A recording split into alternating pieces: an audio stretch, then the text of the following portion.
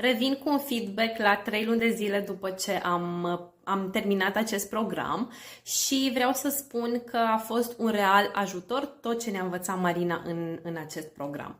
În primul rând a fost un program practic, în care nu a fost doar teorie, ci efectiv a fost nevoie să scriem despre obiectivele noastre, planurile noastre, ne-am vizualizat valorile, ne-am vizualizat obiectivele și în același timp am văzut cum să ne facem și o evaluare a trimestrului trecut. Cel mai important lucru cu care am rămas din participarea la acest program este faptul că e extrem de important să planifici în detaliu săptămâna, de la o săptămână la alta. Avem o planificare trimestrială, urmată de o planificare săptămânală și fiecare săptămână cuprinde informații suficiente despre fiecare activitate în parte.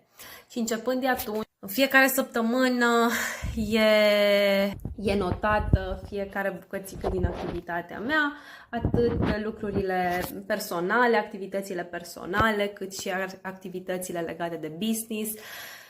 Mulțumesc, Marina, pentru toate informațiile de la tine, le folosesc cu mare drag și încerc să aplic și alte informații pe care tu ni le-ai oferit. Recomand cu mare drag programul, oferă claritate și direcție. Dacă sunt urmăriți câțiva pași simpli care nu sunt atât de grei pe cât ți-ai putea imagina.